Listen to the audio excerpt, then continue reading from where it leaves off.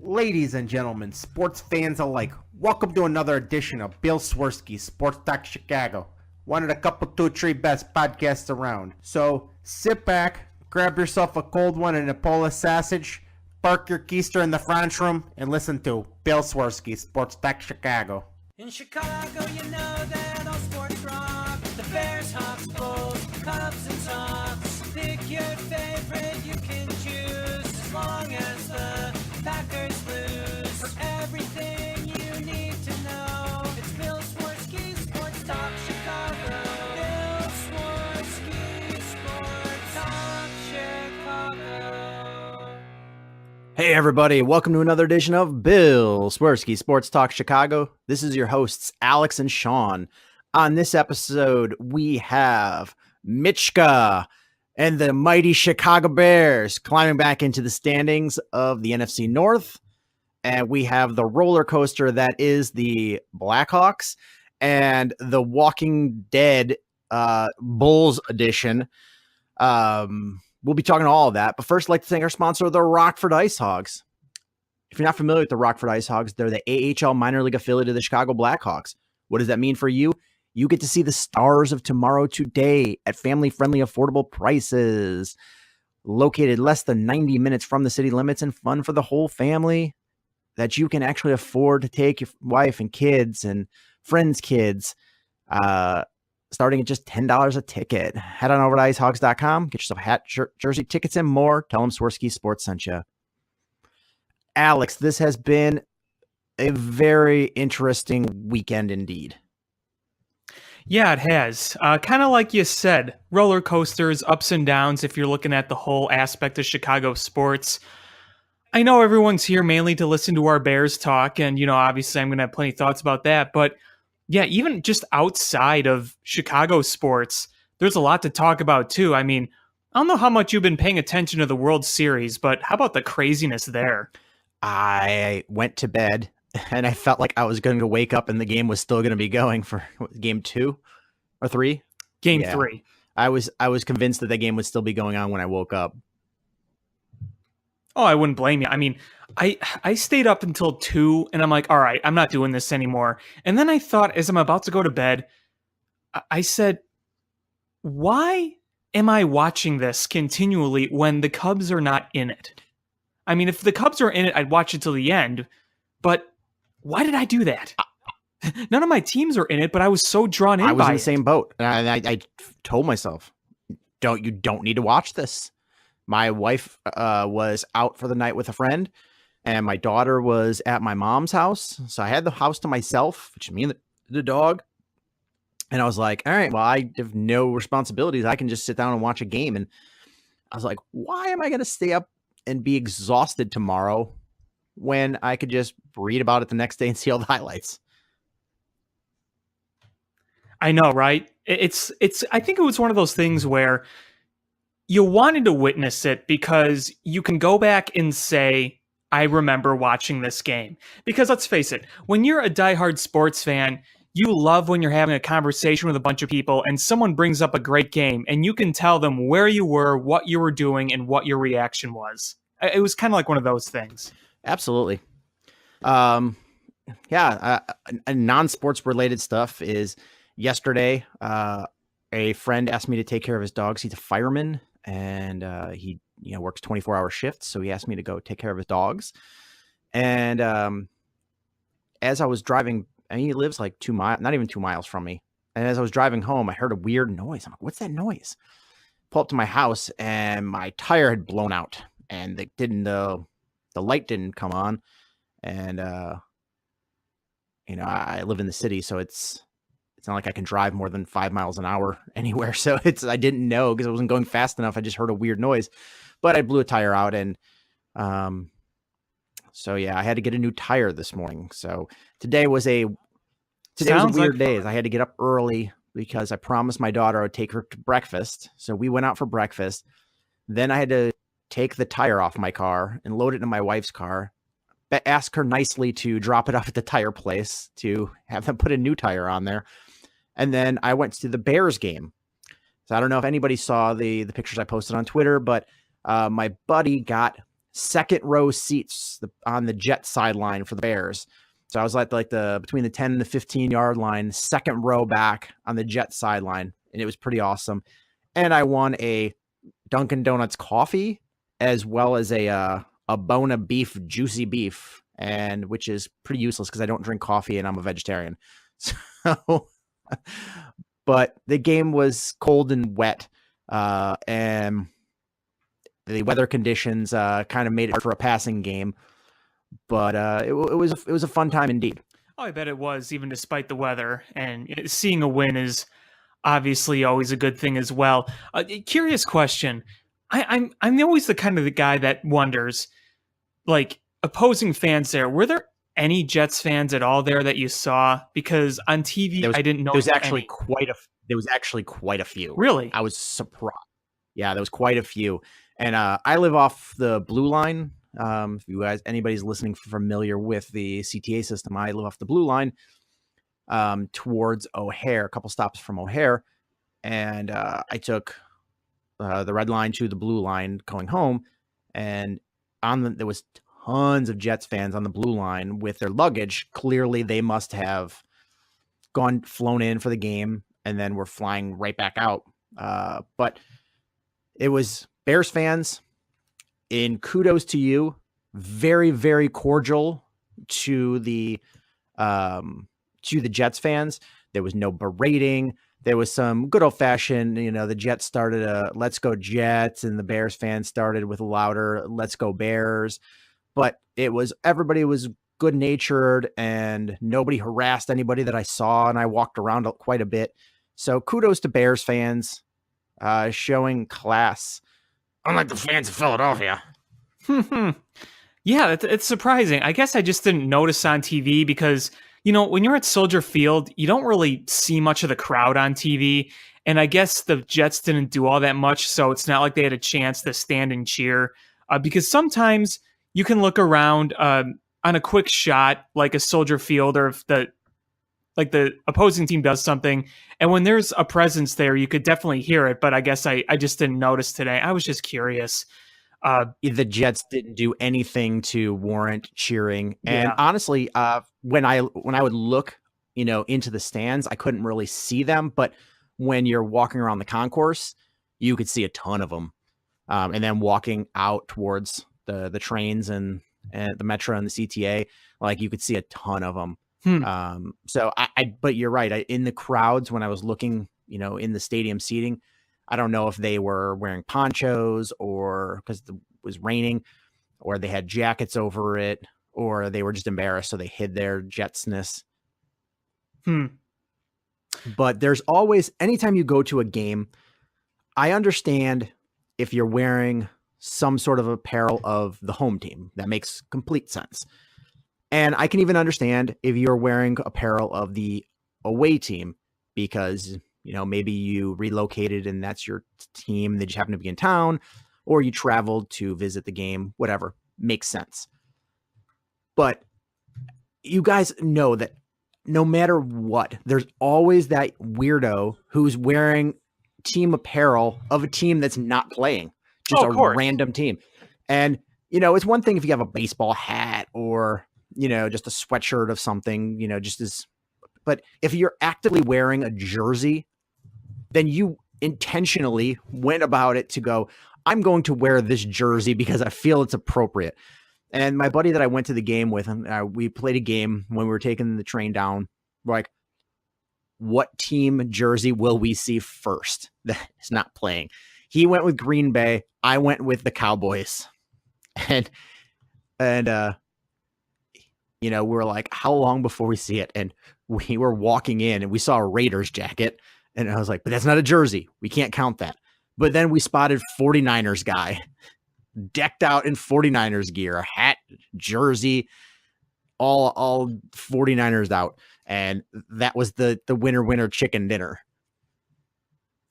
Yeah, I think once I was at a game, I think it was a Cubs game, and somebody was wearing a Nashville Predators jersey and what was the hat? I think it was like a Boston hat or something like that. But That's two things Yeah, that don't that- even that go was- together. That's like a mayonnaise and Right. peanut butter sandwich. yeah, really. Yeah, that was interesting. I think that was a while ago. Might have been maybe like 2014, 2013-ish. Back when Cubs games were still filled for the most part, but not always filled because the team was bad. Yeah, but there's always that Yahoo. I mean, I think I've told the story on the air before when I lived in Philadelphia and I went to a Mets Phillies game, which is kind of like a Cubs Cardinals game with fistfights. And there were, as I was walking out, there was 4 Cardinals fans wearing Cardinals jerseys and hats. 4 of them. I don't know where you got to collect a coven of them, but the Phillies fans just beat them up. That sounds about right. I was like, That sounds about right. they were playing the Mets, so it had nothing to do with the game. It's just like, well, yeah, F you, because Philly. Here's a question for you.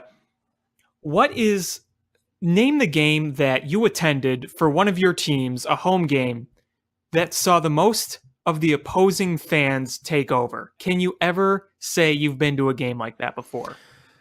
That they've taken over? No. But where I've seen quite a few, it was the first Winter Classic, the one at Wrigley Field, Blackhawks, Red Wings. There was a whole lot of Red Wings fans there. I'm not surprised. So that was actually surprising of the number of Red Wings fans. And there was and you know what? Actually, is for as much as we dislike each other, super good natured. There was a lot of banter back and forth, but it was all good natured. It was, that's fun. That's always fun. But when Well, that's what people were doing there these days. People were having fun that day. It was a new thing. Everyone was probably enjoying it. Yeah, it was cold and it was funny. It wasn't snowy, but they actually had a snow machine to make snow for television, which was funny. It was cold, and everybody was just having a good time, and it was a good game. And the Red Wings were still, at that time the class over the Blackhawks. They were, a notch up, and it was a good game. It was, and it's always fun to have good-natured ribbing with the opposing fans, but without, dumping beer on each other or fist fights like you see every week. Yep. Somebody in the stands punching each other. Yeah, that's crappy. I mean, maybe on my younger days, I would have found that more tolerable, but I like to bring my kid to a game, and I don't want to have to worry about somebody dumping a beer on her, trying to dump it on somebody else, or stepping on her when they're trying to punch somebody. Yeah, and nowadays with smartphones, it's going to be all over the internet, and it's going to make your type of fan base look bad. It's just not ideal. Yeah, I mean, there was a guy in front of us that was like obnoxious and drunk, and like clearly him and his buddies were at their first game in maybe ever, and they didn't know what to do or how to act, and they were in the front row, so they couldn't take cues from the people in front of them. So they were standing when they should have been sitting, and the one guy kept standing up, sitting down, standing up, sitting down. He was right in front of us, and it was annoying, and we laughed hysterically because he dumped his beer all over himself. So he was trying to clear up a whole beer that was dumped on his pants and his jacket with this little tiny cocktail napkin that he had in his pocket. But we were laughing so hard because it was like, couldn't have happened to a bigger D-bag. Yeah, karma, huh? But during the game, they were playing Michael Jackson's Thriller, and they were like showing on camera the people that were dancing to the song, and everybody's doing the moves. I mean, you're young; it was before your time. But have you ever seen the Thriller video by Michael Jackson? Oh yeah, many times. So there was most of the people happened to know the moves, or at least some of them, and they were doing it on the camera. Then they played the drunk shirtless guy, and the crowd erupted. Of course. Oh, he was just so drunk, and he had a winter hat on and then no shirt. Because you can't, when you're shirtless at a cold, rainy football game, you want to make sure you keep your ears warm. Of course. Yeah. Forget everything else. The ears are the most important. yeah. But I mean, let's get into talking about this game here. Yeah. So Bears won. They won handedly, 24-10. And honestly, it wasn't even that close as the score was. But and I think everybody predicted that after this game, the Bears would be 4-3. I don't think anybody really predicted the Bears to lose this. I think if they would have lost, there would have been a lot more. I don't know, a lot more discussion about who this team is and where they are as an organization if they had lost this game. Yeah, no kidding. But this was the definition of a game where if you don't put away a bad opponent, they can hang around all day. Yep. I mean, this was the epitome of it. And the weather didn't help. I understand. I mean, I guess we'll get into that, but the weather didn't really allow for, a deep passing game because the field is wet. The ball is wet. The winds were swirling. Watching, before the game started, when everybody was out there just in sweats and t-shirts, and before they went and put their pads on, is both quarterbacks were throwing balls and you could watch them change trajectory in the air because when they would hit a certain point, the wind would take it. So you'd watch it just curve, or it would be a perfect spiral. Then it would lose its spiral shape in midair. So just all kinds of wonky stuff. So those types of games, you need to make sure you're stepping on your opponent's throat and not giving them opportunity because typically those aren't high scoring games. No, I mean, they could have easily been winning that game 17-3 at the half. Obviously, that first drive that started off really promising, and then Parkey missed the field goal, which, okay, I wasn't there. You have a better idea of the wind, but to me, that looked like just a flat-out miss. That wasn't even close. But I don't know if you have any differing opinions. It was the goal line that I was at. So I was, 30 feet away. I watched the flags because everybody around me was like, GD Parkey, better make this. This guy stinks. You better not miss it. You better make this field goal, blah, blah, blah. So I didn't even watch where he, the snap or his kick. I was watching the flags on the top of the goalposts to see how they're moving. And there was very minimal movement, and they were moving in the same direction. So it was a slight breeze to the right. And he clearly didn't account for that. Well, I mean, the thing was, from TV, the second he kicked it, the second it left his foot, you knew it wasn't going to make it. Like, it was never going to make it from the vantage point they showed on TV, because they showed it from the back. As soon as he kicked it, you knew it was gonna miss. So, I mean, that's my observation. And it's frustrating is because we locked this guy into a 3-year deal with, a lot of guaranteed money, and we're stuck with him. The thing with him was he was supposed to be a kicker that had very good accuracy from, within a certain yard line.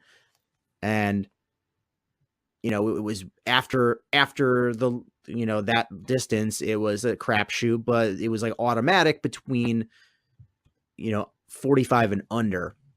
And that hasn't been the case. I know overall in the league, kicking has been terrible this year. But he's got the yips or something. Yeah, I mean, luckily it didn't really mean anything in the end. It just would have been nice to have gotten some points right off the board. Again, my original point, like I was saying, was the Bears easily could have, had a big lead at halftime. I mean, the Jets never really had a chance in that game. The offense is a mess there. They're a rebuilding team. Guys couldn't get open. Obviously got to give the Bears credit for not allowing them to get open, but yeah, everything was just very bad for the Jets. And the only reason they got a touchdown was because of Eddie Jackson's penalty. I mean, that's essentially the only reason. penalty in quotation marks. Well, I'm not conceding it was a penalty. It was called a penalty, and they got the yardage. I'm not conceding that it was a penalty. I mean, I'm not surprised it was called. I don't know. It's sure it could seem a little ticky tacky, but as soon as that happened, I'm like, they're gonna call it, and they did. Yeah, and the Jets' offense, you're right. It was the stink was real. I mean, but look at the wide receivers that they were trotting out there. Robbie Anderson, Jermaine Kearse, Quincy Enunwa. Jermaine Kearse was really the only guy I recognized. It was a stink fest, and the Bears secondary had them on lockdown, and it was lucky because the defensive line was not getting any pressure at all on Sam Darnold. Well, in the first half, especially not. I thought they did a better job with pressure towards the end of the game, but they had the one sack towards the end of the game. I felt like the last few drives, they did finally get some pressure on him. But yeah, in the first half, there really wasn't much at all. But hey, I will credit the secondary. You saw some really good plays made in the secondary. No turnovers for any team in this game, but at least guys weren't wide open. Bryce Callahan, in my opinion, was the defensive player of the game. He did good things on all ends of the defensive side, I thought. Yeah, it had to either be Bryce Callahan or Danny Trevathan. Both played really well.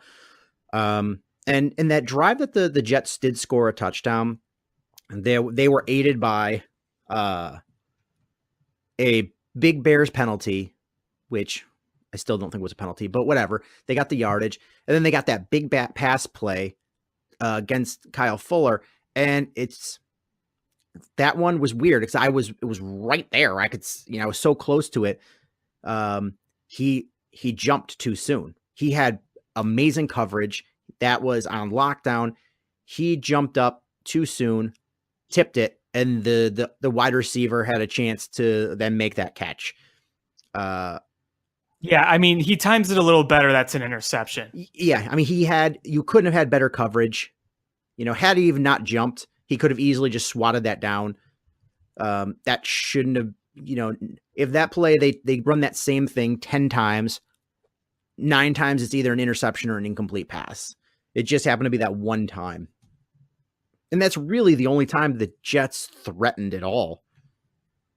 Right, because the other thing they scored was a field goal, and that was, a 42-yarder? So it's not like they drove into the red zone. Yeah, they didn't really threaten them. But it was clear. It was clear, though, that this defense was missing Khalil Mack. And I guess we could talk about that. Khalil Mack missed his first NFL game since he was drafted. And it was a smart call. They didn't end up needing him.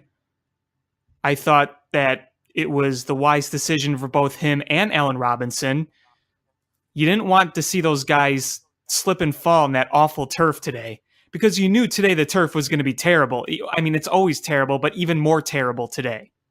It's so much more noticeable when you're there. It's just watching tufts of dirt and grass fly up every time there's, somebody plants or there's a scrum. You just watch dirt fly up.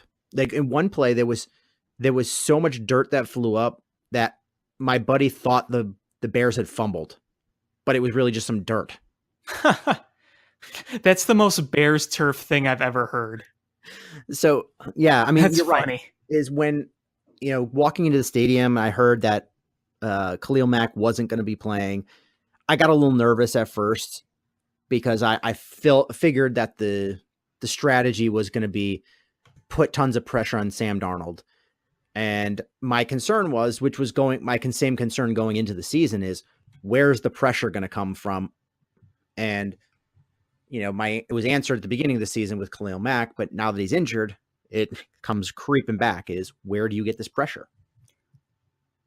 Well, I think that this can start a whole new conversation. It's not really a new one. It's really coming back up again. Long story short, I think we're all pretty disappointed in the lack of production from Leonard Floyd. You would hope that he would be able to contribute more to this, but you watch it and the opposing linemen are beating him. He's not beating them. And you would hope more from a guy you drafted pretty high in the draft a few years ago. I know he had the injury, and for the first few weeks, you kind of gave him the benefit of the doubt. He had the club, but now is time to start seeing some production. Wouldn't you agree? With Khalil Mack injured and you being healthy, now is the time to carry this team on your back and get to the quarterback. And he didn't. He didn't. Just flat out didn't. He was effective as a pass or against the running attack, but it was no pressure at the quarterback. The only time he was going after the quarterback was when the pocket had already collapsed and Sam Darnold was running to the sideline. He then broke away from his block and was running him down. But other than that, no, he was not effective as a pass rusher. And you thought today would be kind of a moment for him to really step up because Khalil Mack wasn't playing. So I was hoping, I'm like, okay, you're getting healthier. Khalil Mack's not here. Your time to shine. I was really hoping I'd see more. I mean, when you said he was a high draft pick, not only was he a high draft pick, you moved up to get him. Yeah. Yep. You traded draft capital to go up and get this young man. And you're in a bind at this point in a couple of short months, you're going to have to make a decision on what you do with his option. You have to make a decision. Do you pick up his 5th-year option? Yeah, I think that's going to be talked about a lot when the time comes. Obviously, there's still some season left to make that type of decision, so he could prove his worth or not. But yeah, I think that's something they're already thinking about.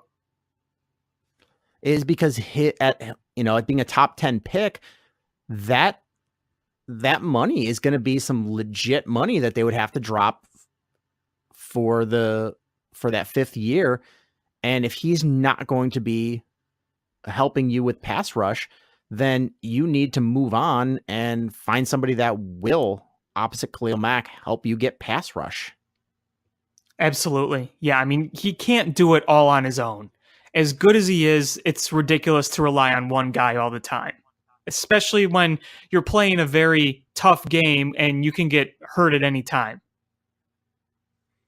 Yeah, so it's gonna be really interesting to see what Ryan Pace decides to do. And you're right, we got half of a season left to find out who he is.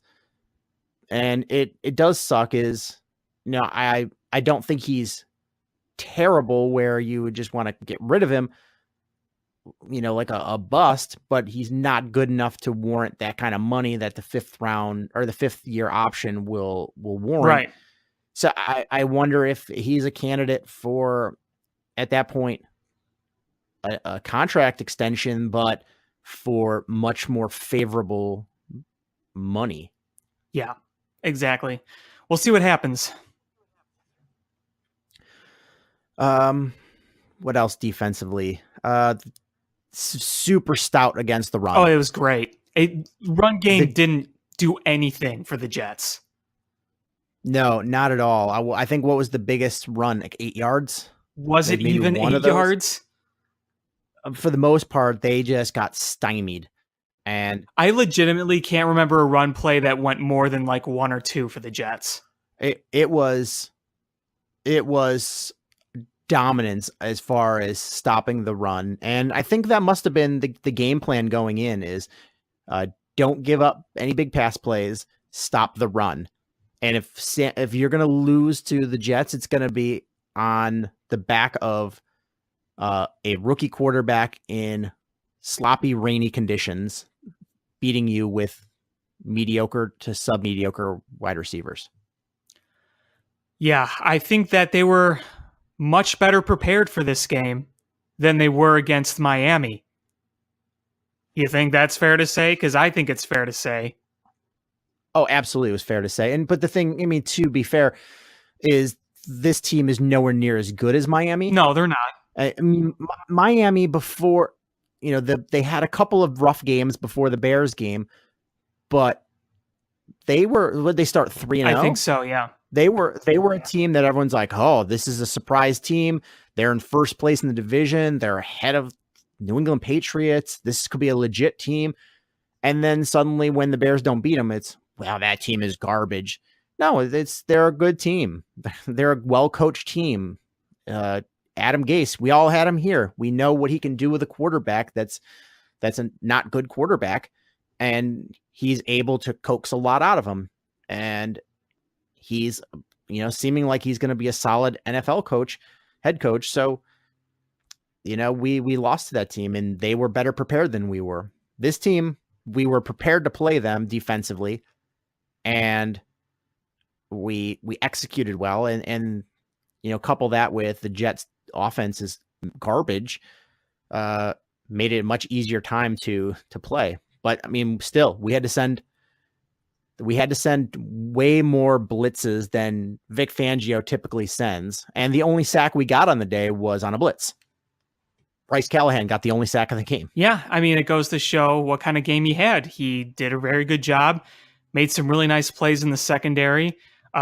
One really, what I'm talking about, that really nice pass breakup he had earlier in the game. That was nice. Yeah, there was several nice pass breakups. The secondary came to play.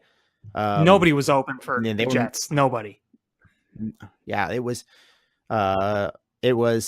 anytime anybody was open, it was really short, like 3-4 yard passes, and the gap got closed real quick. The tackling was great.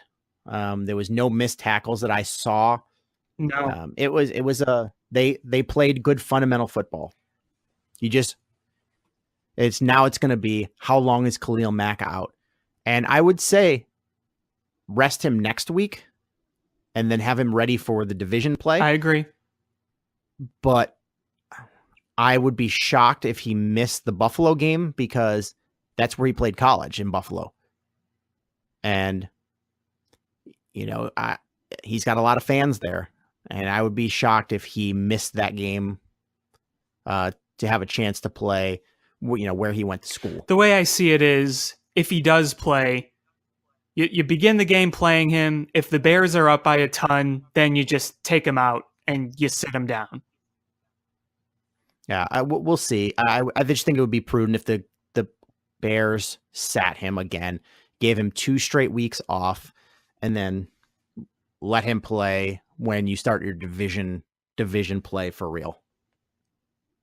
2 games against the Lions in 11 days, and then it's division game and then more division games in a shorter amount of time, and we had the bye week at the beginning of the season. I just think that sucks. I mean, but that's just the way it works. I know, it just sucks. But moving to special teams, I guess, kick coverage was good. You didn't really have to do anything. Punts were good. Cody Parkey, we mentioned, sucks, and I don't know how you fix that. I personally think you need to bring in a kicking competition, even if you're not planning on signing that kicker, but to let Cody Parkey know that, hey, you are replaceable. Like, we've got enough cap room where we can get rid of you and bring somebody else in. I think if you see more bigger misses down the next few games, they're definitely going to do that. I mean, I think at this point, with the kicking record that he has so far this season with the Bears, I think it warrants bringing in somebody on Monday to say, hey, we're trying this guy out. So you'd go with it already? I mean, you may not cut him, but you're sending a message that your job is not safe just because you've got a contract. Yeah, I see. But the frustrating thing is, whenever a Bears kicker starts missing kicks, everyone immediately goes to the knee-jerk reaction. Well, Robbie Gould, look what he's doing. Robbie Gould. Yep. Even David Kaplan did it. And I don't know if you saw, I tweeted at him. I was like, you know, in your old age, it seems like you have some memory loss, because I don't think you remember how bad the situation was with Robbie Gould at the end of his Bears tenure. He missed 2 huge kicks, and everyone's saying we never should have got rid of him. We're saying get rid of him in 2015. Yeah, not only was he missing important kicks, how many games did he lose? 2 straight games, or 2 games himself that season that were, you know, his kicks would have been direct wins and then he missed. But he was also an organization nightmare. He was going public with team business that should have been kept in the locker. He was going public with it, with his own name on the radio. He was calling out coaches and coaching staffs, and he was being a big problem for the organization. He got too big for his britches, and he was missing kicks, and he was making a lot of money. You combine all 3 of those things, and that leaves a big, easy answer of get rid of this guy. You could save money, you can save headaches, and he's missing kicks. So what's the reason to keep him? Look, would I love to have a kicker like Robbie Gould again? You bet I would. No question about it. But the situation at the time called for it. And, you know, it is what it is, unfortunately. I mean, he was sitting at home jobless, and I bet it was the Giants he went to next. I think it was a situation where they needed a kicker emergency, and they were like, let's call him. But Robbie Gould, nobody was clamoring to get Robbie Gould back. And Robbie Gould even said afterwards that once he got cut by the Bears, that it was motivation for him to refocus on his profession and focus on his kicking game, because he recognized that he wasn't doing what he was supposed to do. And he had to refine that in himself, and he got complacent. And, you know, he should thank the Bears at this point for where he is still at in his career, because, you know, with the Bears, he brought it back. With the Bears, he just got complacent and started missing kicks, and people seem to forget that. Yeah, I mean, he came back, worked really hard. I give him a lot of credit for it. It just, at the time, it wasn't going to work for the future, the way things were going. Yeah, it's too bad, but that's what happens sometimes. Now, ever since then, we have not found a kicker anywhere near good as him, but it is kind of hard to find a kicker in Robbie Gould. It really is. I mean, the only kicker that I don't think got a lot of crap from us was, Mike Nugent in like the last few games he played as a Bear, because you had Connor Barth. We all know how that went. Then we had the other guy who got hurt. I can't remember. Who was that? I can't remember his name. I can't remember any of the kickers' names. We had Cairo Santos but we had for a while. Cairo Santos was one of them. And then we had Mike Nugent, who did okay in meaningless games. Yeah, and Connor Barth. God, can't even think of who else we had. Santos, Nugent, Barth. I feel like there was one more. But it's just been a carousel of kickers. And, you know, once you find somebody else, you'll stick with them. I mean, they've stuck with Brand Maynard, and he's just middle of the pack. Mm-hmm. Is there any way we could get Adam Vinatieri somehow? The now all-time scoring leader in NFL history. I would like Graham Gano. Somebody that's kicking 65-yard field goals. We can't even get a kicker that's making 40-yard field goals. Why don't we just get someone with like a giant, like, steel and iron mechanical leg, just automatic? Thwomp. I think you're talking about Sebastian Janikowski. Yeah. That guy is awesome. He's been in the league I believe he was a first-round draft pick which is already ridiculous. Yeah, for a kicker, that's unbelievable ridiculous.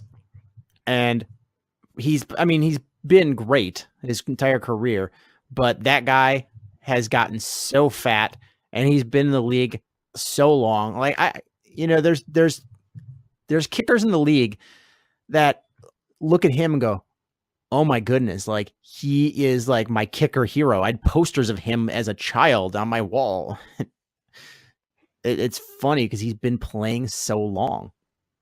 And he's been with Oakland forever, and now he's on the Seahawks for the first time since he started in 2000 at age 22. It is now 2018. He's 40 years old, and he's still doing his thing.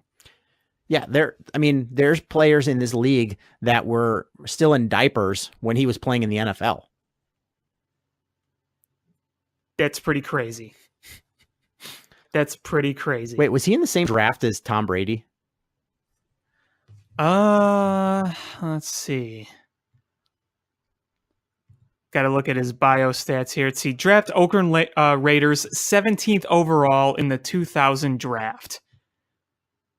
When was Brady drafted? I don't even remember. I know it was the 6th round, but I don't remember what year it was. Was it 2000? I think it might have been 2000. I don't.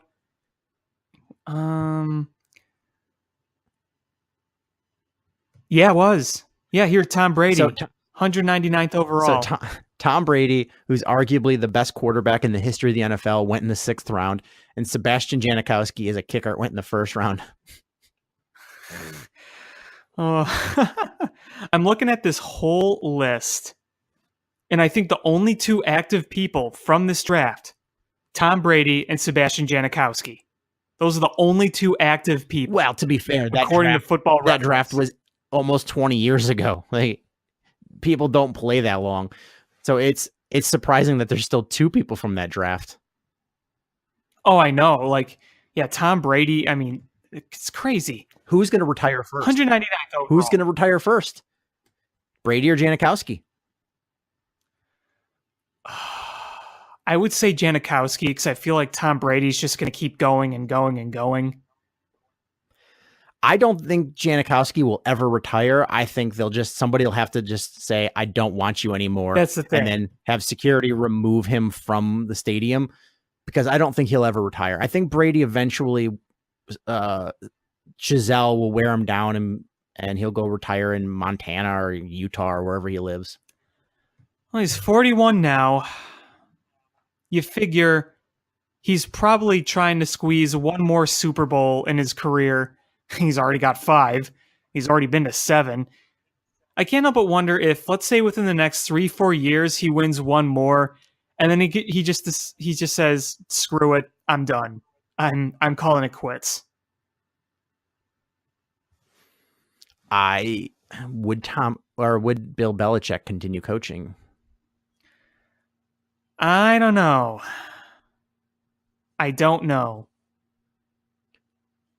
Because I don't think he wants the headache of, if they had a Jimmy Garoppolo, I think he would. But if you don't have a protege for him to mold, then I just feel like that's a recipe for a long season for an old head coach.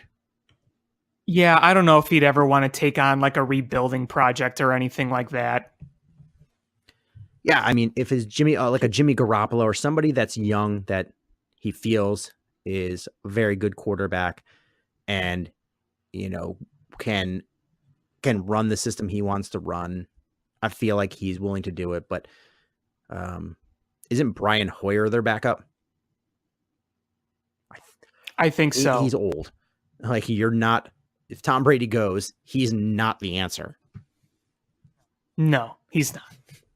So, yeah, that would be interesting. And it would have been really interesting to see if they would have kept Garoppolo, what they would have done with Tom Brady, because Bill Belichick's MO is get rid of players too soon rather than too late.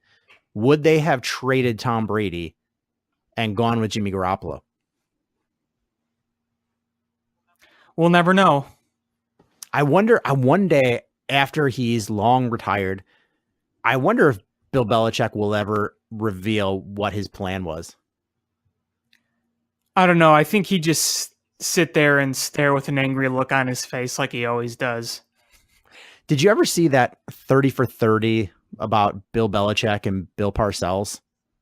I saw a snippet of it. I've never actually seen the whole thing. Watch it. It's actually a good one, but when they get those two in a room together, it's one is a talker and the other one just like, yeah. Yeah. I can only guess. And it's funny because they're best of friends and they hate each other's guts. It's the most, like, I don't know how else to describe it. It's like the only way I can describe it is like two brothers that are close in age that are huge rivals to the point where they want to punch each other in the face, but because they're brothers, they love each other. Right. And nobody else can say anything bad about them, but they can say awful things about each other. I feel like that's the only way to describe these two because they clearly, absolutely like love each other. But they looked at each other with such disdain and disgust that it's such a ridiculous one. Like the relationship's so complicated. I actually might go back and watch it again tonight because it was a good one. I'll have to check it out. But let's move over to the Bears offense. I felt that the Bears offensive plan for this game, knowing the weather condition, the team they were playing against, and some of the criticisms that have followed the Bears on the offensive end for most of the season, I felt that this would have been pound the ball with the run. And absolutely. And at points, it got to there, but man, they got a little pass happy there at some point in the middle of the game. Yeah, they did. And a lot of those deep passes by Mitch, the ones that were in the air, for a long time, they weren't connecting. Some were overthrown. Some, I think the weather had a bit of an effect on it. It was not the day to throw a lot of deep passes or doing a lot of high lobs. If you ask my opinion, I'd say that Mitch Trubisky threw a lot of good balls that were just on a line, not high in the air, not deep passes, but we're talking like 5-10 yard passes, like just throwing darts. He had a few really good throws like that, but it was not the ideal day to be doing a lot of fades or deep passes. Yeah, there was a lot of passes he threw today where you just looked at it and you were like, what was he doing? Where was he throwing? And from a lay perspective, that's what you say. You're like, well, where was he going?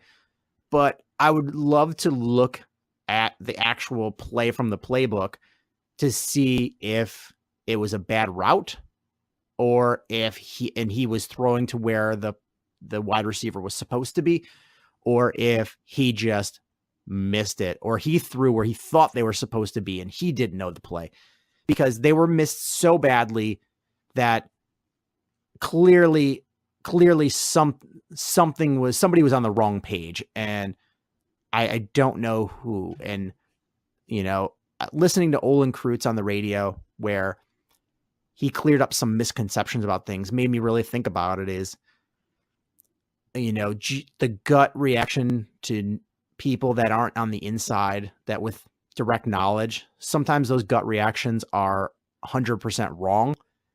So before I jump to conclusions on what the hell was Mitch doing, maybe there's another explanation. Maybe it was the wide receiver ran the wrong route, or maybe it wasn't that the throw was bad, is he was confused about where the wide receiver was supposed to be, and he was throwing the throw was fine. It was his knowledge of the offense was wrong, and he was throwing it to the wrong spot. Yeah, I think that the announcers were pointing to that too. Also on the telecast, there was a play where it might have been Kevin White where he was running his route, but then he hesitated and slowed a little bit. And if he didn't do that, Mitchell Trubisky's ball would have been perfectly placed. So yeah, that's definitely something I think a lot of people were looking at. I think it was just a combination of the weather, some missed throws, and just some miscues on offense. It wasn't all Mitch Trubisky's fault. You can't excuse Trubisky completely. It was just a little bit of different things. But again, luckily they did enough to win, so you're not really pounding your head on a wall about it. But yeah, there were some deep passes and some long passes that didn't connect by a lot. Let's just say that. Yeah. But I just didn't like the play calling and during the middle of the game when they got a little pass happy, because that's when mistakes can happen. And, you've got an opponent that's clearly inferior and is going through some tough times. And defensively, they're an all right team. They're all right defensively. But offensively, they're just hot garbage. You've got to put some points on the board and run the clock out and then just play tough defense. And at one point they got a little cutesy and started throwing balls. And, luckily we didn't see the weather conditions cause turnovers or anything, but, the Bears eventually got back to running the ball. And I liked at the end of the game when they were able to pound it out and get some first downs and run Jordan Howard. I thought that despite the way Trubisky looked at times in the first half, the way he stepped up in the second half, him and Jordan Howard, that was huge. Because Jordan Howard wasn't doing much, really, the first 3 quarters. But boy, did he step up and take off some nice runs, including a touchdown in the fourth quarter.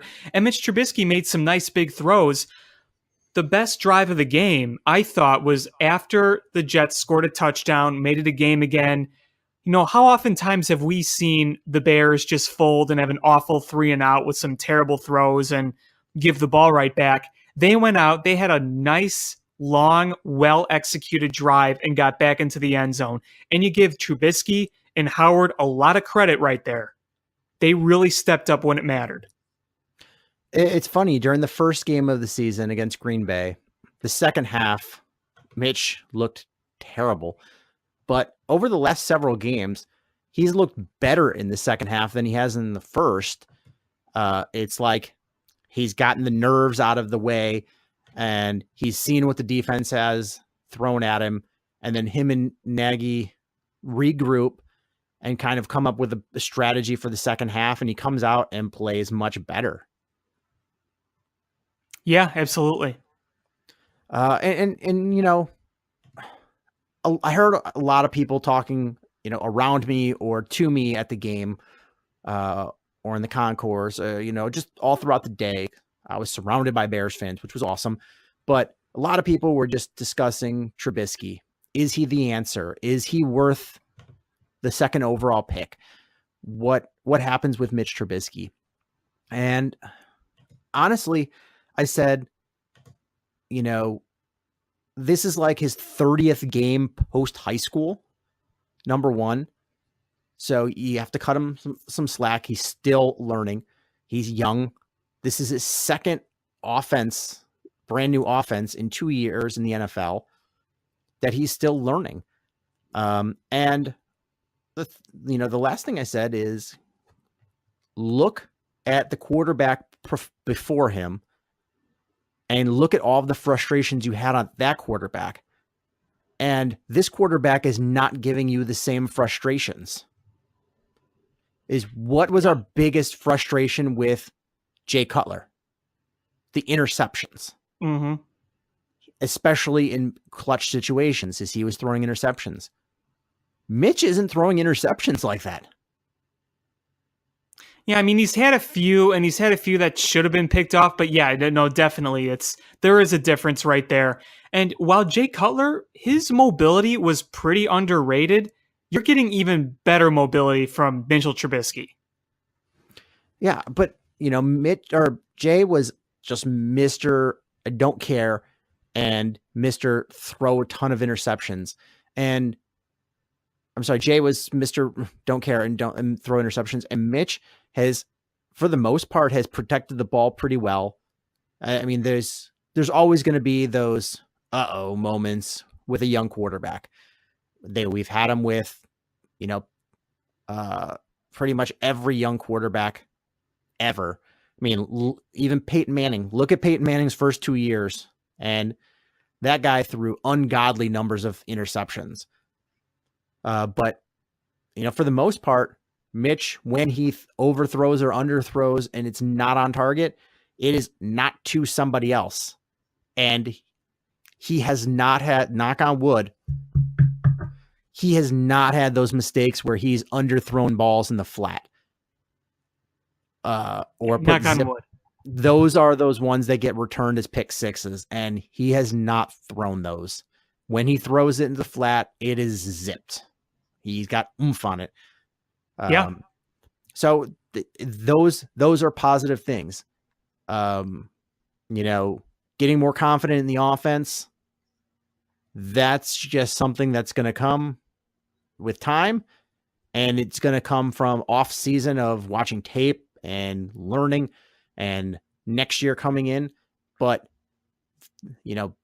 protecting the football, that's something that's just going to be carried on. That's why we're happy about this.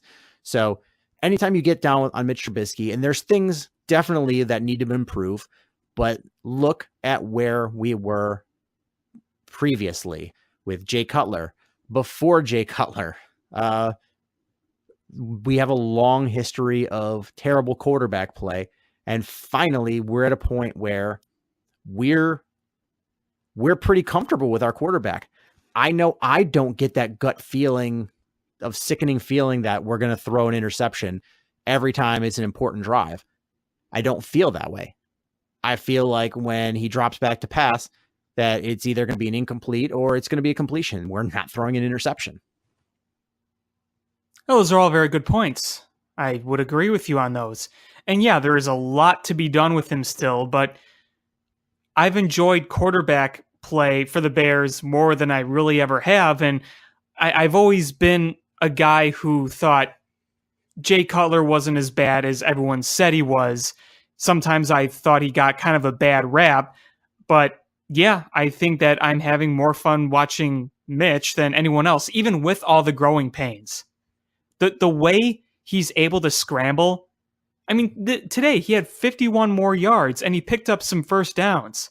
And that's fun and impressive to watch. And for a lot of the missed throws, he has made some great ones. Yeah, my biggest knock on, maybe not his biggest knock, but one of my knocks though is he's really willing to go deep, and he's got the arm and he hasn't thrown interceptions deep.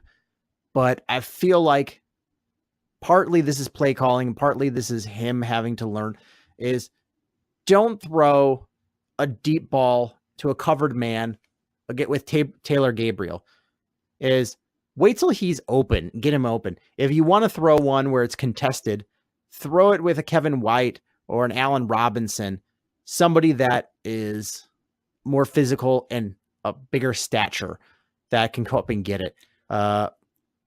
Same thing with Anthony Miller too. It's you'd rather see that go to Robinson, because those are guys that can go up and get it. Taylor Gabriel is been fantastic and a great addition to this team, but fantastic addition. He's like Huge. 3'9". I know he was short, but watching him so close on the field, that he was just dwarfed by defensive backs. Defensive backs are supposed to be shorter than the wide receiver, not the other way around. Yeah, I mean, that's why he's a great slot receiver. I mean, you just have to play him to what he is. And when he has played him to what he is, Gabriel's been doing nothing but great things for the Bears. Yeah, I mean, if you're going to throw deep to him, I would like to see like a skinny post or something rather than a fly pattern. Let him have the angle. Let him do a double move or something. Don't just, have a contested ball where, the cornerback has an opportunity to go up and try to get it. That's a knock, but again, that's going to be part play calling, because if, Matt Nagy knows who he has in there, don't give your young quarterback the opportunity to throw those passes. Right, and especially don't set up those situations on third down, because if you remember in the game, there was a situation where it was 3rd down and 6, and it was a deep pass to Miller. It was out of bounds, not even close, and they had to punt. Don't do that on 3rd down, especially with a mismatch like that.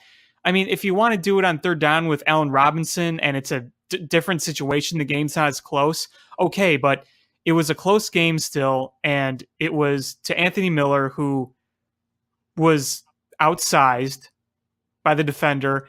And I even said to myself, I'm like, okay, if that throw was even close to Miller, that's probably not being completed. That's being defended. You know which one I'm talking about? I agree. That's one thing I would really like to see this offense do a little less. I feel like there's been a number of instances where they'll go for the deep ball on like 3rd and 6 when you just really want to move the chains. And I don't know, it's fun when it works, but when it doesn't, it drives you nuts. Yeah, and I sort of see the point of doing it, because if you only go for 6, 7, 8, 9 yards when you need 6, is other teams, when they're watching the film, go, well, that's exactly where they go. And they bring the safeties up, drop the linebackers back, and bracket that, that yardage that you need. And it makes it harder to get the first down because you have more defenders in a smaller space. If on film they're seeing, oh man, if it's 3rd and 6 and the Bears are willing to air it out, then we've got to keep this. We can't cheat the safeties. We've got to keep them back to respect those long passes and help break those up. So I do see the importance of it. Because if the defense is cheating their safeties up to try to take away that yardage, around the first down mark, and you've got single coverage going deep, take the single coverage. But I just think I agree with you that you have to balance it, because if your completion percentage on those deep throws is a lot less than it is for an 8-9 yard pass. Well said. That particular play was not the right time to do it. The mismatch was just too bad, I thought. But a couple more thoughts I had on offense. One, Allen Robinson did not play today, which I think everybody knows. And I was fine with that decision. I don't think he was so injured that he couldn't play, but with a groin injury, just like with an ankle injury, in these sloppy conditions, why risk it? You didn't need him. Just like with Khalil Mack, you didn't need the player. Don't risk exacerbating the injury for no reason. So I was totally on board with the not playing Allen Robinson. Yeah, me too. You had plenty of wide receivers to beat the Jets. Yeah, I agree. And the other point was the Bears offensive line, I thought, played pretty well. There wasn't a ton of pressure on Mitch Trubisky, but there was the unfortunate incident at the end of the game with around 3 minutes left where Kyle Long got rolled up on.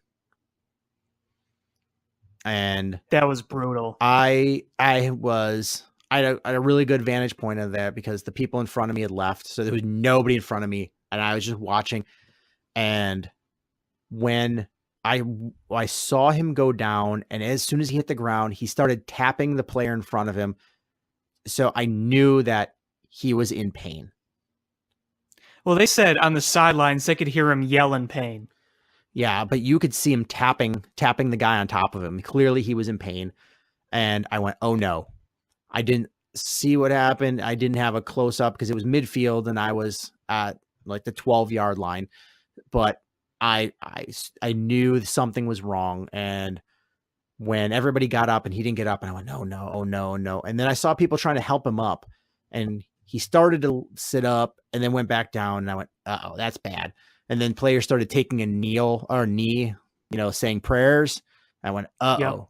And then they carted him off. Yeah, he couldn't put any weight on that leg whatsoever. No. And when he got up, I was like, okay, all right. Maybe it was like a twisted ankle, and it was caught under somebody. So it was just a lot of pain. And then once they got up, it's still injured, but the pain was relieved, kind of like being torqued at the time. I'm like, but then I saw it wasn't even like he was on it gingerly, he didn't put any weight on it. He was they were balancing him. He was just using the left leg, and I was like, oh no. And I was sure it was a knee, but I'm hearing reports, and I haven't seen a lot because I was coming home from the game and then dealing with getting a new tire. But I've read that it's a foot injury and not a knee. That's what I've heard as well. I haven't looked at the most recent reports, but I'm sure we'll hear a lot more tomorrow during the Hallis Hall stuff. The one bright spot of the situation, if there is one, is we didn't have to play a whole game with a guy being thrown into the wolves. It happened with 3 minutes left where we were just killing clock, and we'll have the whole week to prepare. I'm guessing it's going to be Eric Kush that steps over, because Daniels got the start at the other guard spot over Kush. So I'm guessing Kush is going to get that starting spot for long, but he's going to have, all week to prepare on that side, and everybody get ready, assuming that it's a different guard playing. And at least we get a little time before we have to play games without Kyle Long again. It really is a tough break for Kyle Long.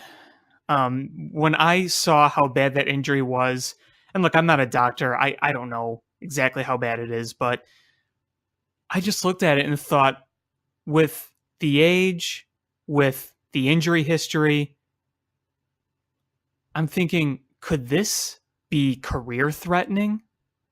Obviously we'll know more, but that's kind of a fear of mine.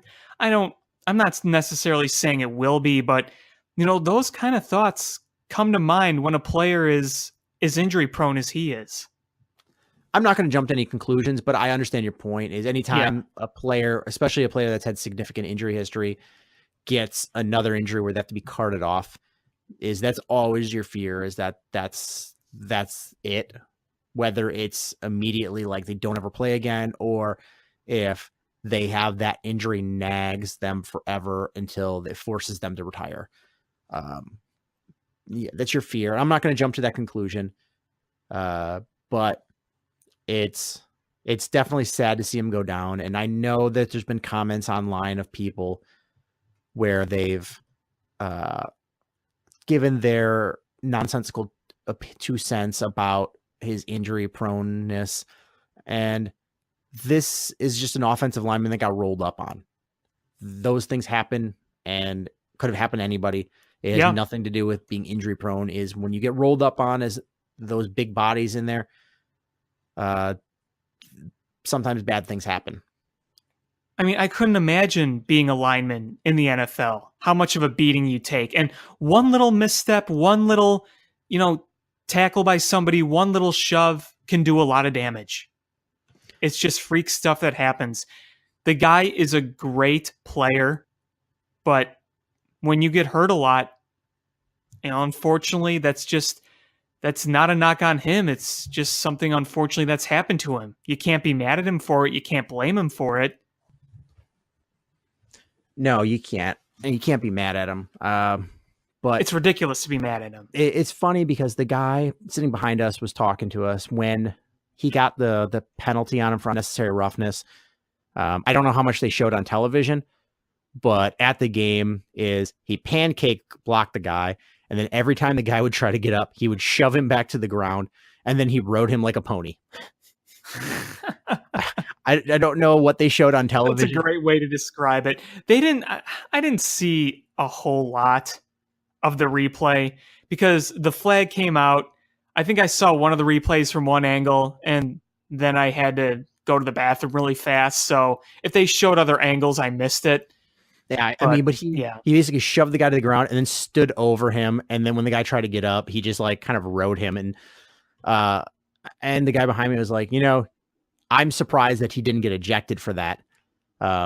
Because it wasn't just once that he did it. It was 4 times, 3 shoves and then a riding. And we were like, it was like John Lackey trying to ride a mechanical bull. John Lackey. I'm gonna tame this bull. Bull, you made me spit my chaw before I was ready to spit my chaw. He tries to climb on it. He falls right off. And the bull, like the springs on the bull are like jerking the bull forward, so like it bounces back, then bounces forward, then hits Lackey again. John Lackey gets on, and then he puts the reins in his hand, and then he spits a big wad of chaw in there to kind of tighten it into his glove. Pats it down. And all the people are there like, what the hell is this guy doing? Yeah, the people that run the mechanical bull are trying to help him up there, and he's spitting in his hand, and chaw juice is splashing them off of his hand into their face. They're like, who is this guy? He's like, I'm John Lackey. He does it in his best Batman John Lackey voice. I'm John Lackey. He's trying to spur the bull, but you just hear loud clanks because it's metal. But speaking of Batman, I saw these little signs for parents to hang up in their bathroom or whatever, and it had like these superheroes, and it was like Spider-Man, and Superman. And it was like, telling the kids to like do what their parents say. And there's one is like Batman. He's like, Batman always listens to his mom. And I was like, who from DC approved this? Have you ever read a Batman story? Like, his parents were dead. I was gonna His say, parents were killed. Who approved that? he was like a 10-year-old boy when the other ones they had were Superman, whose parents died, and Spider-Man, whose parents were dead. Like, who approved all of these? Like, have you ever read a backstory on any of your characters? Like, at least for Spider-Man, say listen to your Aunt May. Okay, I mean, or you listen to your Uncle Ben. Asterisk, rest in peace, Uncle Ben. But yeah, R.I.P. Tipping some out for my dead homie, Uncle Ben. But like, all these characters that are orphans. Good grief. John Lackey does not approve. But yeah, the guy was behind me was saying like, Long was lucky he didn't get ejected for that. And I was like, at the end of the game, I was like, man, maybe it would have been better off if he did get ejected, because then he wouldn't have got, rolled up on in garbage time, just trying to run the clock out. Yeah. That's the other sucky thing too. It didn't happen like a big moment of the game, but you got to play your guys, and yeah, it was all just unfortunate. Bad break, and hopefully this is not as serious as we saw, and he's able to bounce back from it. Let's hope. See, what else did I want to talk about this game? Oh, going back to the Bears defense. Clearly the Jets were worried about the Bears defensive front, because there was 5 false start penalties by the Jets offensive line. That's a lot. Oh yeah, it was pretty bad. It was pretty bad on their part. Yeah, they were getting jumpy up at the line, and it's funny because the Bears were not getting much pressure, but the Jets were worried about it, and they're jumping like crazy. Like, I can't think of the last time I saw one team have 5 false starts in a game. And you know what? You also got to give credit to the Bears for playing a very smart game offensively, not drawing a lot of bad penalties. Yeah.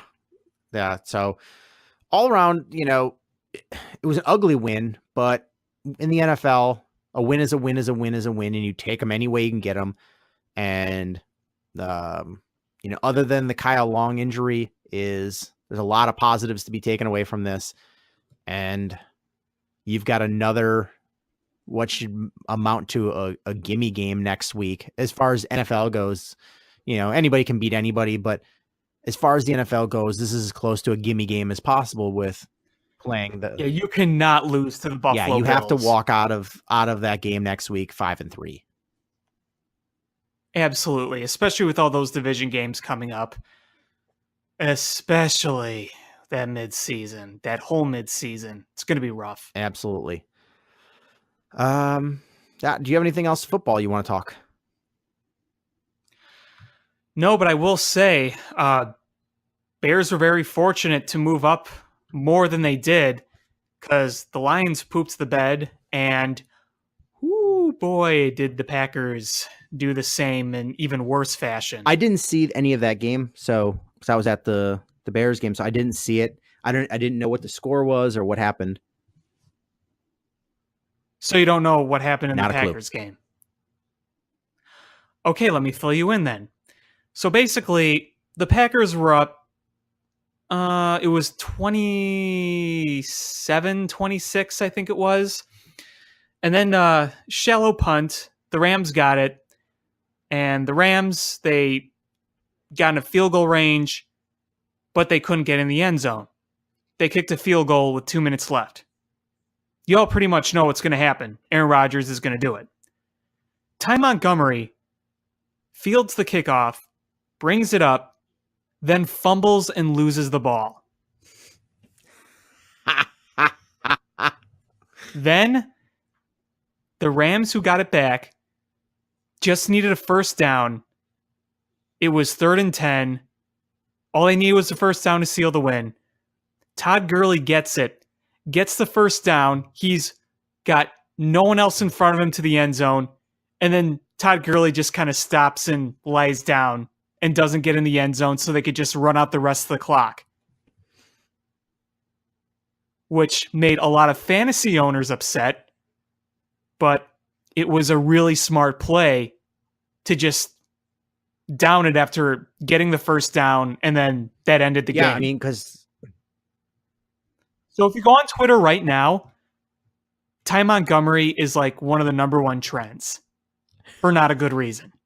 Yeah, I mean, that's the smart play is to not score it, and that's the way you're describing it, because who knows? Because you're up by 2, and if you score there, go up by 8. If you don't make that extra point, Aaron Rodgers drives on the field, scores the touchdown, and then goes for the 2-point conversion, gets it, and you go to overtime. Right. That otherwise, then you just run the clock out, and you, we win that game. So kudos to the Rams, and LOL at the Packers. After they had a miracle win, they had quite the opposite. It's kind of one of those things where that happens so often in football, I feel like. After you have a great win, you have a crushing defeat, and vice versa. Well, that happens. But, I mean, man. That was... Because everyone expected, oh, here comes Aaron Rodgers. This is game's over. And then that happened. Did Ty Montgomery take it out of the back of the end zone, or was it a short kick? No, I think he took it. I think he took it out of the end zone. Oh, If I remember correctly, he took it out of the end zone. Oh, he is going to get murdered. I got to look back at the replay here. I'm pretty sure he took it out of the end zone. I was just in awe by what I was watching. Let's see. Here's the replay. Yeah, it was out of the end zone. Oof. It was, and then he got to about the 20, and that's where he fumbled it. He fumbled it at the 20. Oof. Oof, oof, oof. And it's not like there was a huge scramble and like the Packers were like fumbling it on the ground and then a Ram came in. It's as soon as he fumbled it, Ram guy just jumped right on top of it. That reminded me of another thing I wanted to talk about, and I couldn't take notes as of the game, but is there was a punt. And I know what you're talking about. Tariq Cohen didn't catch it, let it bounce, and then just ran over and just touched it for no reason. I don't know what he was thinking. Thank God he fell on the ball. Because, yeah, that was like waving it off and not catching it. I was perfectly fine with that decision. But why run over there and touch it? Like, I don't understand what the hell he was doing. And I'm so curious to hear when he speaks to the media and they ask him that question. What were you thinking? I want to hear that answer.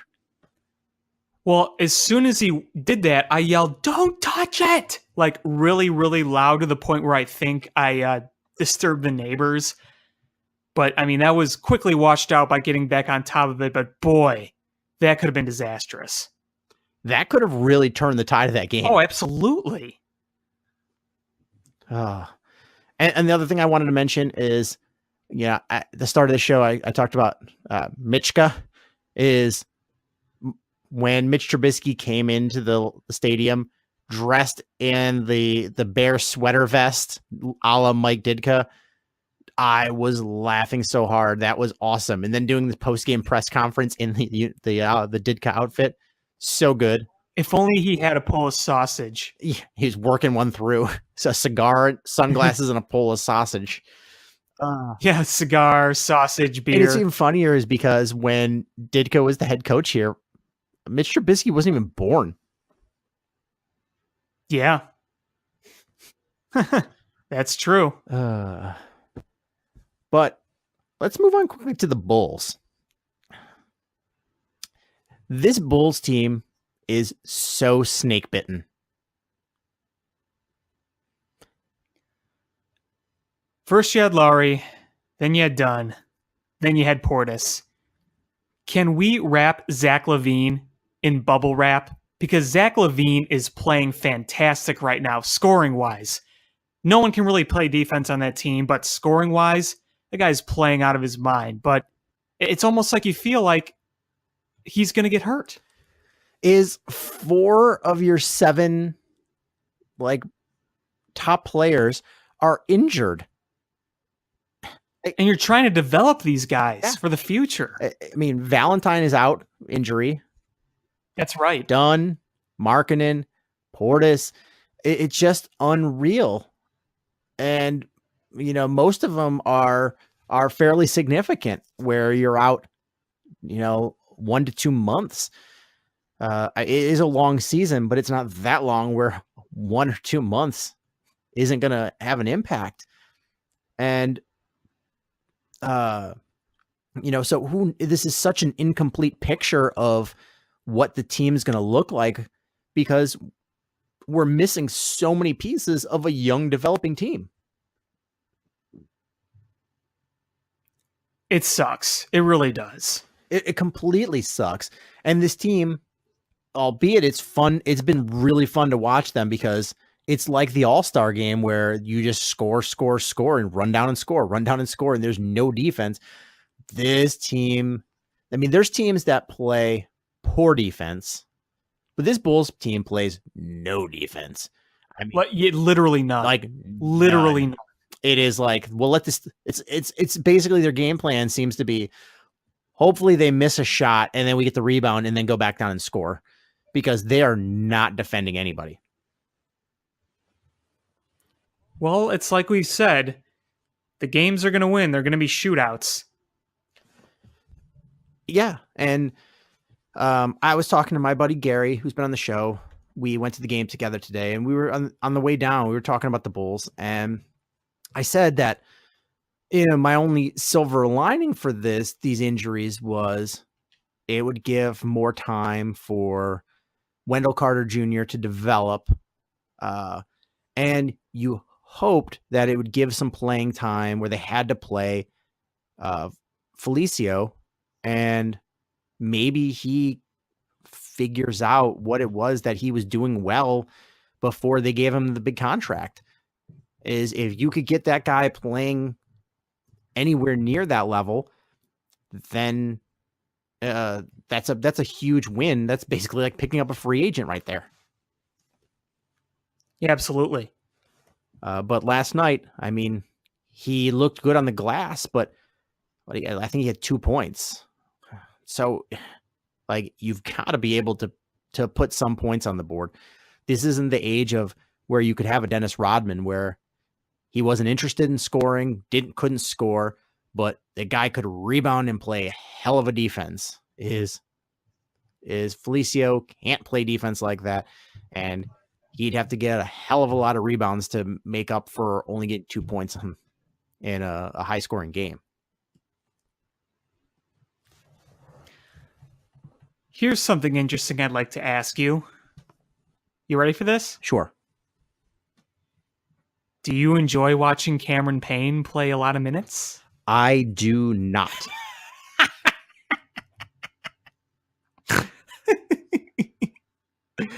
Oh, boy. I don't even want those words minced. No, not at all. Not in the least. And my buddy Gary was trying to defend that trade because he's like, well, you were going to lose Taj anyway. So you at least brought in a guy that could be a backup point guard. And I was like, can't shoot. And I was like, you could have gotten a guy like Campaign from the junkyard. Like, what? You didn't need to trade anybody for him. Like, I get that you were going to lose Taj anyway, but couldn't you have got anything better than Campaign? Hey, he had that 121-point game against, who was it, Charlotte? That was the one game where didn't he drill like 4 or 5 straight threes? He had 7 3-pointers in the game. He had 7. He's brutal. He's brutal to watch. I'm going to look at his career totals for 3-pointers. Okay, let's see. Because I'm genuinely curious. Did he legit score more 3-pointers in that game than like his entire career? Probably, because he hasn't probably shot many in his career. Okay, that's a no, but it sure felt like it. But it is really fun watching Zach LaVine play. That guy has been so creative on offense and has been so dynamic and has been such a crazy scorer. I haven't done the math, but I would imagine he's averaging right around 30 points a game this year. 29.3. That's so pretty much, yeah. Can't play defense worth a lick, but he's been fun to watch offensively. Oh, absolutely. I think the first game he really stood out was that game against Detroit. He looked really good in that one. And ever since then, he's been putting up consistently good scoring numbers. If you look at the game logs, you got to like what you see. So his last game, that was against the Atlanta Hawks. 27 points, 20 before that, 32 before that. He scored 34 against Dallas and 33 against Detroit. And I completely forgot about this, but he had 30 points in the opener. I completely forgot about that. So consistently good numbers scoring-wise. And, I was talking with my buddy Gary about this, and we were discussing whether or not this is sustainable for the long term.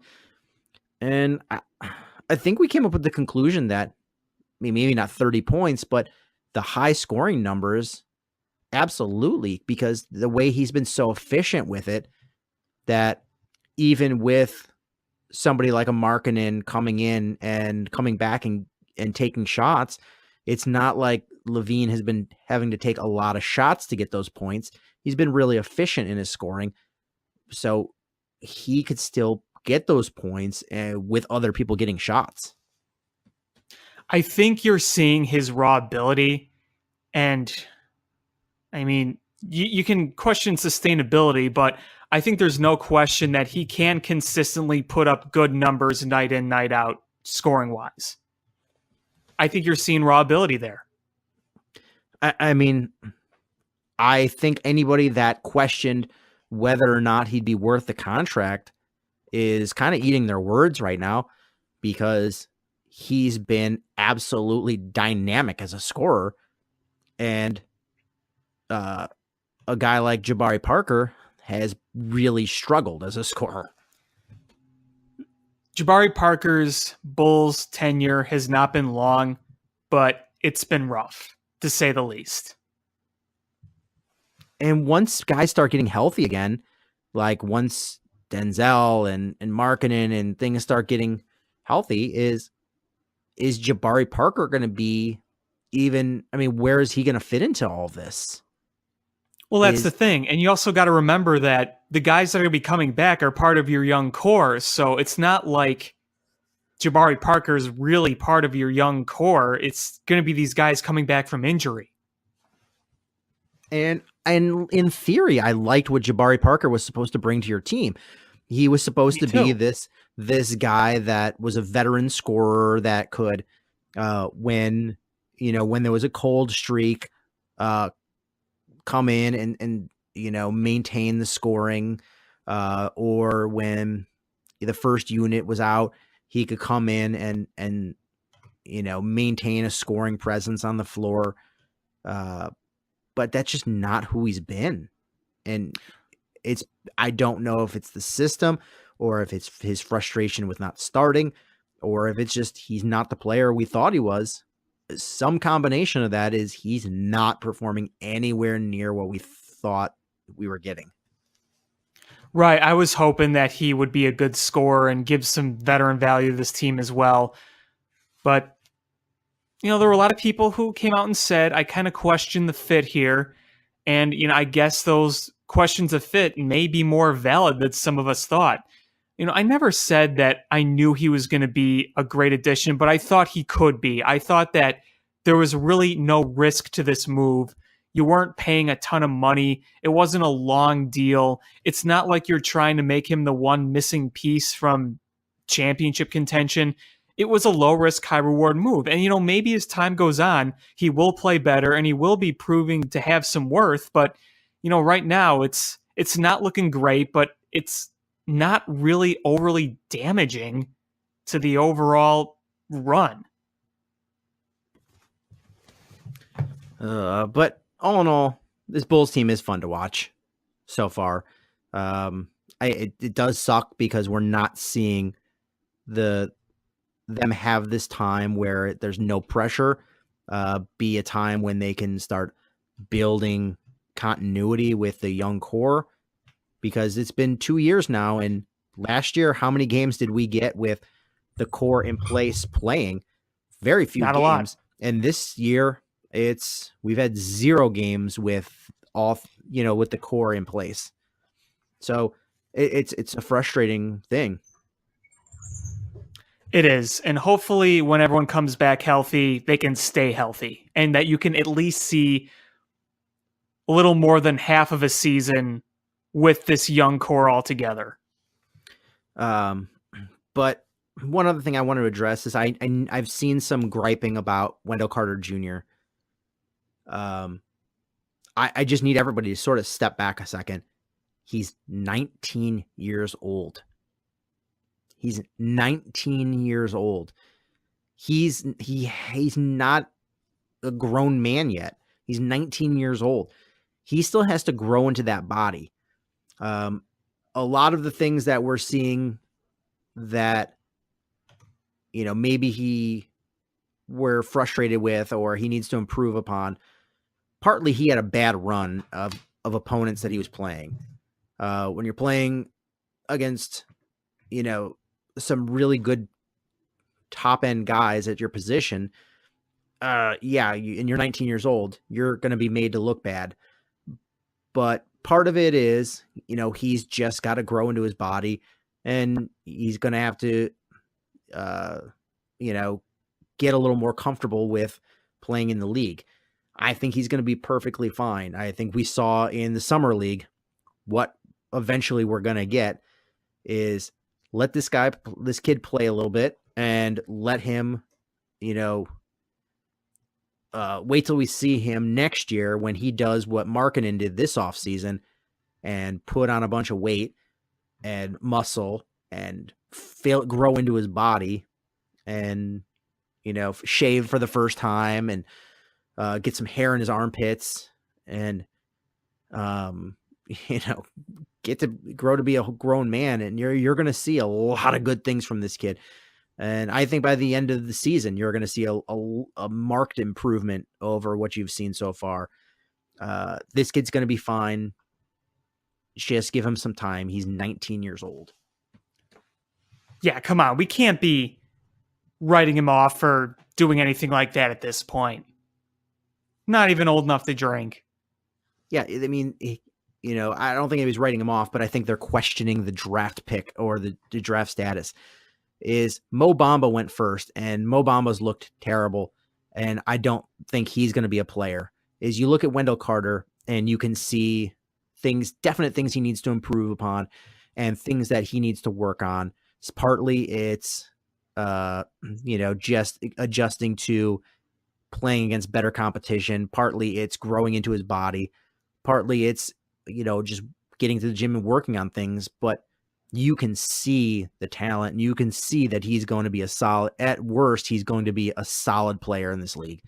At best, he is, an all-star. Yeah, I don't think there's any reason to panic or question it yet. Way too early. So, should we wrap this up with some Blackhawks? Might as well.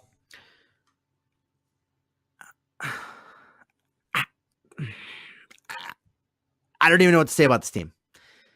Is one night you see them look good. The defense plays well. I mean, they shut the other team down offensively, and then the next game they're giving up 4,000 goals. It's so infuriating. I don't know what this team is, what their identity is, or what we're going to expect from them going forward. Yeah, and I was going over kind of the schedule for this team, and I kind of looked over who they were playing, especially around mid-season. Because, yeah, you're going to need to prove you're a playoff team by beating your own division, and they haven't had a lot of division games so far. You had 3 against St. Louis, and you had 1 against the Wild, and that was it. But you see this Jekyll and Hyde team, and you wonder, where is this team really? Because if you look at those wins against the Ducks, and who was the other team they beat the other at home before they went to St. Louis? It was the Ducks and... Shoot, why am I blanking? Rangers. Do you remember? Who did they play? Rangers. Rangers, thank you. Yeah, they played really well in those games. Really, really well. Crawford looked good. The defense looked much better. Less turnovers, good passing. And you're thinking, okay, here you go. Then they laid a complete egg in St. Louis. And then tonight, they played a solid game. They just played awful in overtime and lost right away. But Cam Talbot made some really good saves on them. They could have easily won that game, but they still got a point. But I was looking over the games against the division for the rest of the year. And right now, they have 22 remaining. You're going to have 4 against the Preds, 4 against the Jets, 5 against the Avalanche, 3 more against the Wild, 4 against the Stars, 2 more against St. Louis. That's 22 total division games left. In December, you're going to have 8 division games in that month. And this division right now is crazy good. It is crazy good. Everyone is competitive. Even the Blues, who right now the record isn't great, I think it's too early to write them off because I do feel like they have the team that can go on a decent run. But you look at the Preds and the Jets, those 2 teams are probably going to be battling for the President's Trophy this year. You have the Avalanche, who were a playoff team last year and can very well be one this year. So far, they're showing it. You have the Wild, who are going to be in the mix. It is a really tough division, and the Hawks have to beat these teams. They're going to have to beat the Predators. They're going to have to beat the Avalanche. They're going to have to beat the Jets. So that's really going to determine whether this team's a playoff team or not.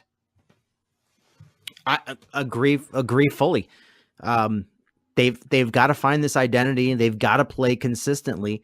They can't have these games where things get out of hand. They got blown out by St. Louis, but St. Louis was a team that really needed this win. And going into the third period, this was a 4-3 game. This was a 1-goal game. And St. Louis, they blew it open in the third. Yeah. Yep. But then in the game before it, Crawford was kind of left out to dry too. Yeah, he completely. And the game before that is the Rangers. I only saw a part of the game, but I read that they only had 1 shot on goal in the third period. They really shut the Rangers down. They did a great job in that game. I know the Rangers aren't that good, but still, they did a good job. And they played good against a good Ducks team before that too. They have to be more consistent. They can't give up these big letdowns.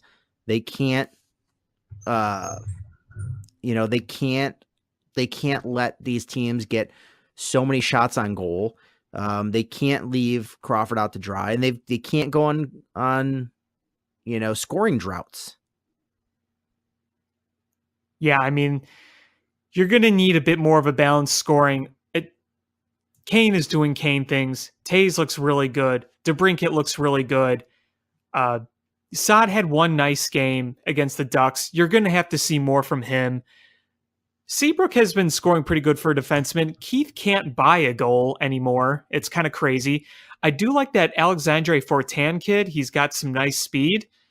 But overall, you're going to need some more production from your lower lines. And I would really like to see Nick Schmaltz start scoring. But St. Louis, the team that just pummeled you, going into that game, they had the worst record in the Western Conference. Yep. It was ugly they gave up a goal less than a minute in. It was ugly from the start, even when it was once tied 2-2 and it was 4-3. It was a completely flat game for them. Yeah, it was a rough one. And you're just like you said, is they've got a lot of games coming up against tough teams. Colorado playing really well. Winnipeg playing really well. Nashville is, arguably the best team in the league right now. At least in the Western Conference, no doubt. Yeah. So these games in Minnesota is a wild card team if the playoffs were to start today.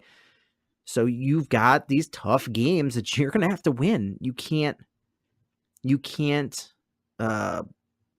coast by and expect to win. And right now, if the playoffs were to start, the Blackhawks would be a wild card team. And what's crazy is they would be a wild card team with a negative goal differential. Yeah, that game in St. Louis kind of hurt that, didn't it? That goal differential. Didn't help anything. Because the last time I checked Really? I said it didn't help anything. Oh, I was going to say, that doesn't make any sense. Because the last time I checked before that St. Louis game, they were like a +3 or something.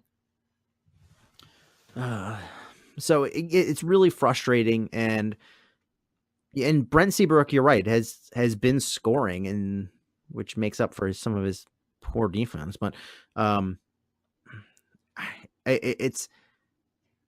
don't know what the answers are. This team is a team in flux, and they've got to find some answers, because if they don't, they are in grave danger of turning into the Red Wings.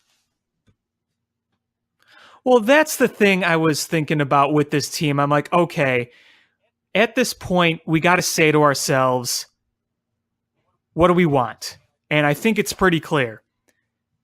By mid-season or a little after, we want this team to either be right in a playoff race or not. Just hanging around, like right at mediocrity, that's not what you want. It's harder to pick a lane that way. Either contend for the playoffs or make it obvious that you're not.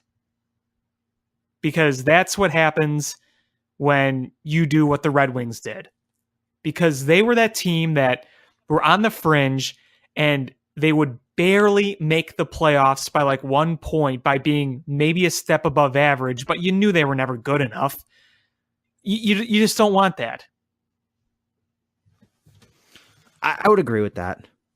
While you were talking, I was looking at the standings, and the two worst records in hockey, the LA Kings and the Detroit Red Wings. Yeah, the Kings are bad and the Red Wings are bad. They're both bad. The Red Wings are real bad. They have a -18 goal differential. -18. And the Kings have a -17. Ooh. The next worst after Philadelphia's -14. But after that, those three, I don't think anybody else has double digits. That's bad. Yeah. Oof. But while we're talking hockey, I don't really have anything else to say about the Blackhawks. Who knows? It's such a Jekyll and Hyde team. I want to talk about gritty. He is all over the internet. He's taking it over. My And wife, he scares the crap out of me. he's like what nightmares are made of. So like I lived in Philadelphia for a long time, and so I have a lot of friends that are Flyers fans, and my wife is from Philadelphia and is a Flyers fan. And I remember when they basically announced Gritty, and I summed this up, and it's funny because the Philadelphia City Council just voted to make like a Gritty day or something like that, or it was basically their city council was acknowledging Gritty, and they summed up basically everything I said in their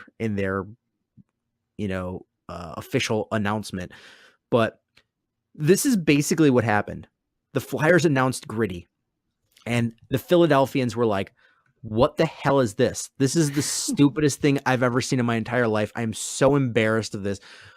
How could they do this? What is wrong with them? Then the Pittsburgh Penguins official Twitter made a comment against Gritty. And then the Philadelphia Flyers Twitter universe started in with F you, Penguins suck, Crosby sucks, F you. And then the national media got a hold of Gritty and was like, oh man, Gritty is terrible. What were the Flyers thinking? Then everybody in Philadelphia just went, F everybody. Gritty is the greatest mascot ever. Gritty is my boy. I'm naming my kid Gritty. and he better damn well have orange hair. And it is amazing how true that is, because my wife's like, yeah, that's pretty much what happened. Is once everybody started hating him, I started loving Gritty. And now my daughter she loves going, like, watching the Blackhawks and loves going to the games. But she just started in when she saw Gritty, and she spent all night tonight watching videos of Gritty on YouTube and started with her chant of Gritty. And I was like, oh my God, like everybody's losing their mind about Gritty. And it's hilarious. It's funny because you look on Twitter and you see all the Gritty tweets, and you're seeing more and more creative situations he's in, and you can't help but wonder, like, before you know it, at every like festival there is with mascots and everything, Gritty is going to be there no matter what. You could have like a big mascot day in the NFL, and Gritty's just going to show up. That's how big of a sensation this guy is becoming. Yeah, his debut, he like got lowered down from the rafters of the stadium to Miley Cyrus's Wrecking Ball. It's so weird. He got escorted by security out of a game and got thrown out of a game. How much more Philadelphia can you get than that? That's wonderful. I don't know if you saw the video, but they had like people in sumo suits on the ice, and he just ran into them and knocked them both to the ground. Well, that was hilarious. Then he kicked one of them, and then he got like put to the penalty box, and then he started throwing things on the ice, and then he got escorted out. That basically is every Philadelphia fan there is. Oh, that's funny. Gritty. I told my wife tonight, I was like, there is no way that whoever came up with Gritty could have ever imagined that it would catch on like this. That they probably thought it was going to be like when the Cubs introduced, Clark, that it was going to be something for the kids, and nobody really cares about it. But Gritty has become a thing. Gritty is just over a month old, and already on Twitter, his Gritty account has over 100,000 followers. And it's probably just going to keep climbing. Absolutely. He's Gritty. And you look at some of the tweets that he's posted, they have like 37,000 likes. If you guys don't know who Gritty is, Google Gritty, then Google Gritty birthday cake, then Google Gritty Halloween costumes, then Google Gritty tattoo.